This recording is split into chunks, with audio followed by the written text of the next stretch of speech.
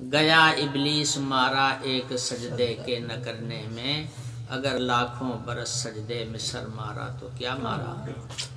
زندگی بھر فرما برداری کی، ایک دن کی ایک نافرمانی نے اسے نافرمان بنا دیا۔ فرما بردار ہونے کے لیے زندگی بھر فرما برداری کرنا ضروری ہے،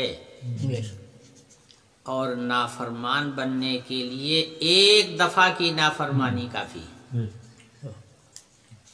جیسے سچا ہونے کے لیے عمر بھر سچ بولنا ضروری ہے، اور جھوٹا بننے کے لیے تو ایک دفعہ جھوٹ بول دیا، جھوٹوں کی فہرست میں نام آ گیا۔ اب ابلیس پر اللہ کی ناراضگی متوجہ ہو گئی، راندے درگاہ کر دیا گیا۔ دیکھیے نافرمانی دو طرح کی ہوتی ہے، ایک نافرمانی تو ہوتی ہے چوک سے، اور ایک نافرمانی ہوتی ہے ارادے سے۔ چوک کا مطلب تو یہ ہے کہ حکم دیا کچھ، سمجھا کچھ، اس میں گڑبڑی ہو گئی، غلطی ہو گئی، یا اپنی طبیعت کے تقاضے سے مجبور ہو کر نافرمانی کر گیا، مگر نیت نہیں تھی نافرمانی کرنے کی۔ یہ نافرمانی ایسی ہوتی ہے جو قابل معافی ہوتی ہے، اور ایک نافرمانی ہوتی ہے جان بوجھ کر بالارادہ،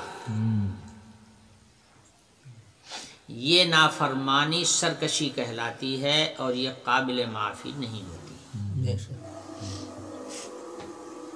غلطی آدم علیہ السلام سے بھی ہوئی تھی، اور غلطی ابلیس سے بھی ہوئی تھی۔ یوں کہہ لیجئے دوسرے الفاظ میں کہ نافرمانی آدم سے بھی صادر ہوئی، اور نافرمانی ابلیس سے بھی صادر ہوئی، مگر دونوں کی نافرمانی میں بڑا فرق تھا۔ آدم علیہ السلام کو منع کیا گیا تھا جس درخت کے پاس جانے سے، وہاں وہ چلے گئے، نادانی کی وجہ سے چلے گئے، یا بہکاوے کی وجہ سے چلے گئے، دل میں ارادہ اور نیت نہیں تھی اللہ کا حکم توڑنے کی۔ اسی لیے قرآن کہتا ہے وَعَصَىٰ آدَمُ رَبَّهُ فَغَوَىٰ، آدم نے اپنے رب کی نافرمانی کیا، تو ہوئی تو نافرمانی، مگر ارادے سے نہیں ہوئی، نیت کر کے نہیں ہوئی، سمجھ بوجھ کے نہیں ہوئی، نادانی کی وجہ سے ہوئی۔ اور ابلیس نے جو نافرمانی کی اس نے دیدہ و دانستہ سمجھ بوجھ کے کی۔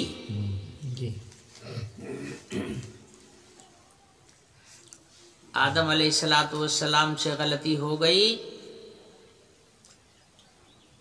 اور پتہ چلا کہ اللہ ناراض ہوئے، لگے رونے، گریہ وزاری کرنے لگے، اتنا روئے کہ لکھا ہے بعض مفسرین نے کہ 40 سال تک آدم علیہ السلام صرف روتے رہ گئے۔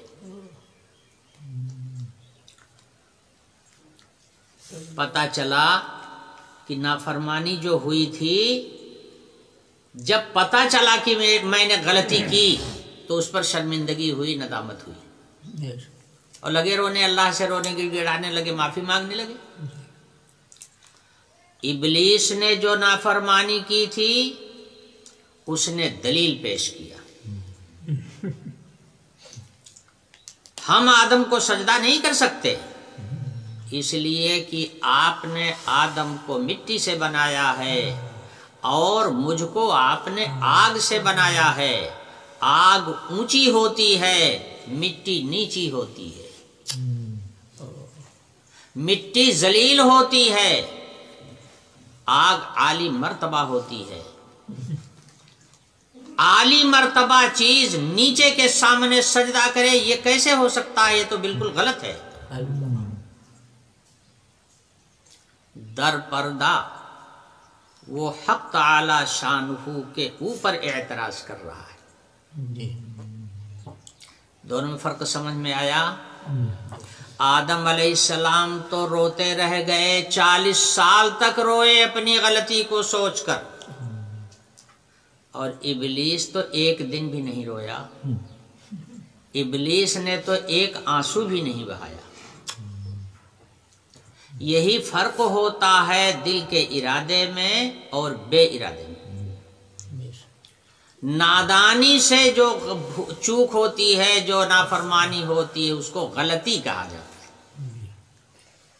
اور جان بوجھ کے جو نافرمانی ہوتی ہے اس کو سرکشی کہا جاتا ہے۔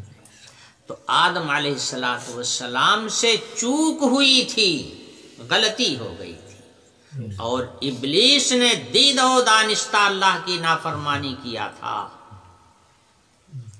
فرمایا گیا اہبطوا قلنا اہبطوا منہا جمیعا، تم دونوں ہی نیچے اتر جاؤ، جنت میں رہنے کے قابل نہیں،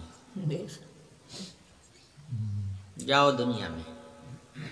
حضرت آدم بھی نکالے گئے، حضرت اور ابلیس بھی نکال دیا گیا۔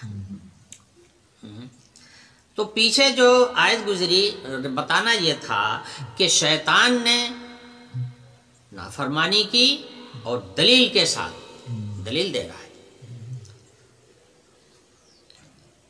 اور اس کے بعد حق تعالی شانہ سے درخواست کر رہا ہے کہ جس طرح سے مجھے جنت سے نکالنے کا سبب آدم بنے ہیں، اب ہماری ان کی دشمنی چلے گی۔ جیسے یہ ذریعہ بنے ہیں ہمارے جنت سے نکالے جانے کا، ہم ان کو بھی جنت میں نہیں جانے دیں گے، اور ہم اپنی طاقت کا استعمال کریں گے۔ ان کے اوپر بس نہیں چلا تو ان کی اولاد کے اوپر چلائیں گے۔ لئن اخرتنی الی یوم القیامۃ لاحتنکن ذریتہ الا قلیلا، مگر یہ کام بھی میں کر نہیں پاؤں گا، جانتا ہوں، جب تک آپ کی مدد میرا ساتھ نہیں دے گی نہیں کر پاؤں گا۔ اس لیے اگر آپ مجھے عمر دے دیتے، اتنی عمر دے دیتے کہ میں زندہ رہتا قیامت تک، جب تک انسانی آبادی رہے گی تب تک کے لیے اگر مجھے زندگی مل جاتی، تو پھر میں ان کے گلے میں پھندا لگا دیتا۔ ہاں کچھ لوگوں پر نہیں میرا بس چلے گا، مگر جن پر چلے گا ان کے گلے میں تو میں پھندا لگا ہی دیتا۔ ابلیس جانتا ہے کہ اللہ کی مدد کے بغیر ہماری شرارت بھی نہیں چلے گی۔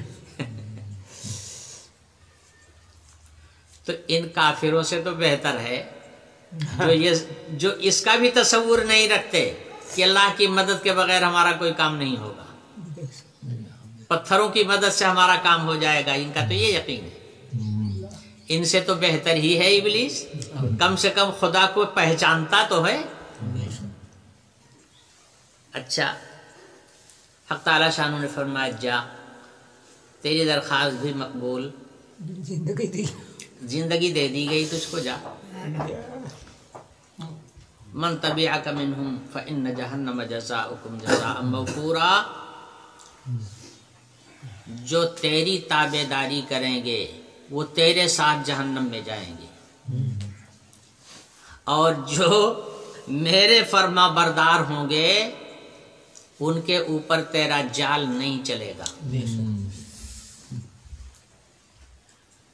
اور تو اپنی طاقت کا استعمال کر لے۔ دے دیا گیا پاور، کر لے تو اپنے پاور کا استعمال، مگر جو میرے بندے ہیں، میرے فرما بردار ہیں، اس لیے میں نے عرض کیا تھا پچھلے سبق میں، بنیاد ہے اتباع، اور اللہ راستے دو ہیں، ایک آدم کا راستہ ہے اور ایک ابلیس کا راستہ ہے.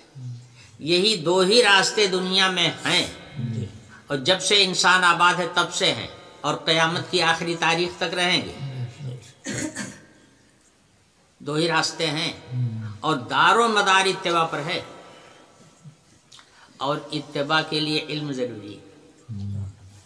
اگر آپ اپنے گھر بیٹھے رہیں گے تو علم نہیں ملے گا اور جب علم نہیں ملے گا تو اتباع بھی نہیں ہوگی. اس لیے کہ اتباع نام ہے جان کر پیچھے پیچھے چلنے کا.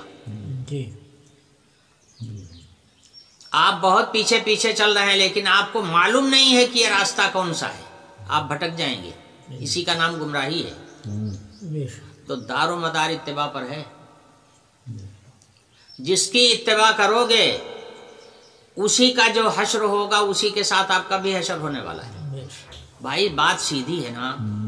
جس راستے پر آپ جائیں گے وہ راستہ جس منزل پہ جا کے رکے گا وہیں تو آپ پہنچیں گے.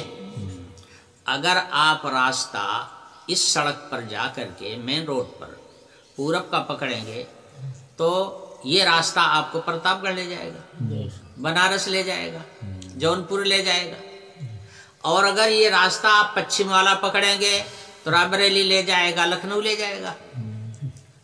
آپ جانا چاہیں لکھنؤ اور راستہ پکڑیں پورب کا تو پہنچیں گے کیا؟ جتنا چلتے جائیں گے اتنے دور ہوتے جائیں گے.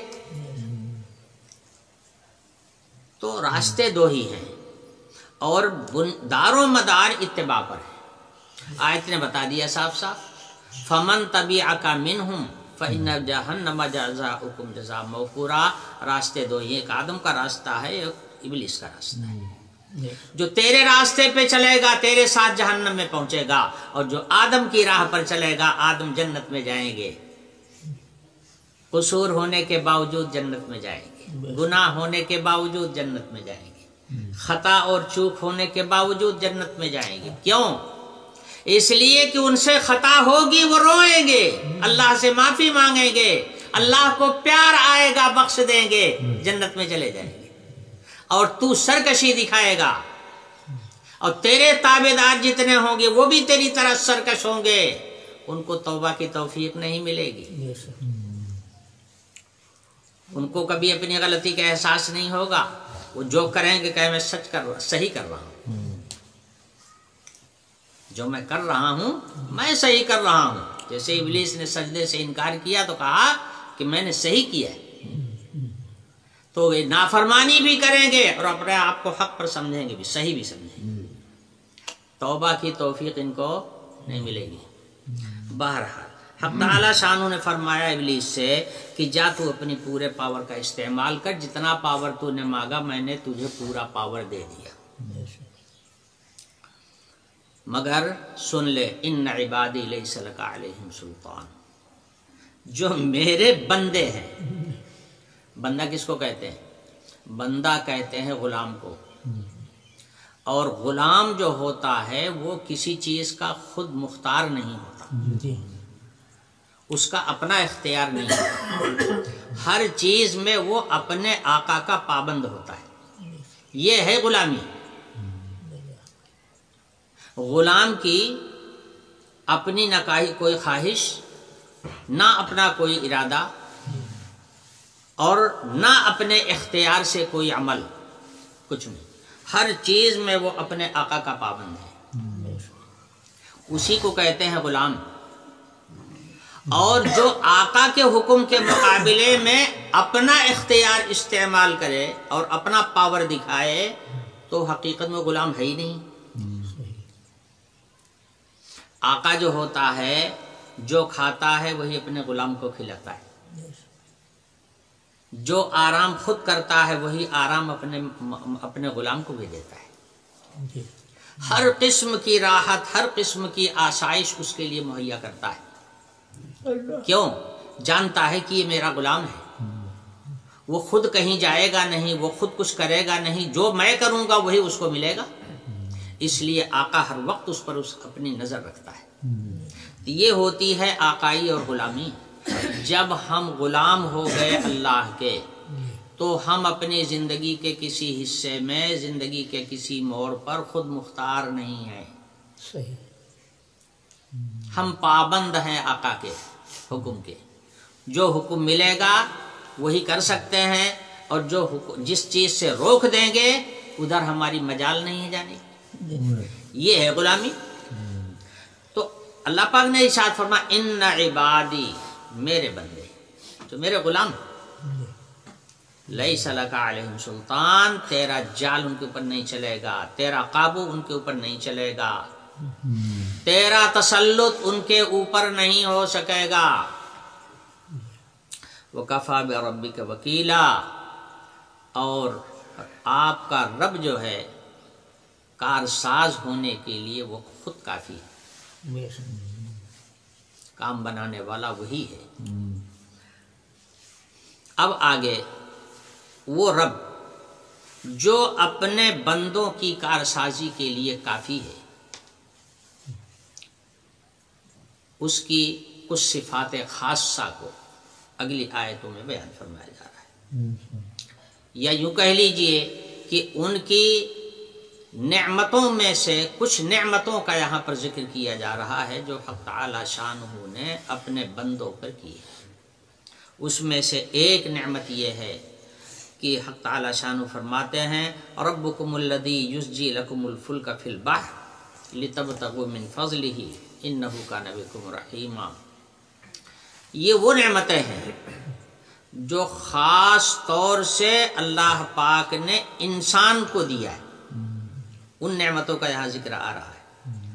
ایک وہ نعمتیں تو وہ ہیں جو انسانوں کے لیے بھی ہیں، حیوانوں کے لیے بھی ہیں، ساری مخلوق کے لیے، مگر کچھ نعمتیں انسان کے لیے مخصوص ہیں، اور یہی ہے سبب اس کی کرامت کا کہ اللہ تعالی کے نزدیک سب سے پیاری مخلوق انسان کی ہے،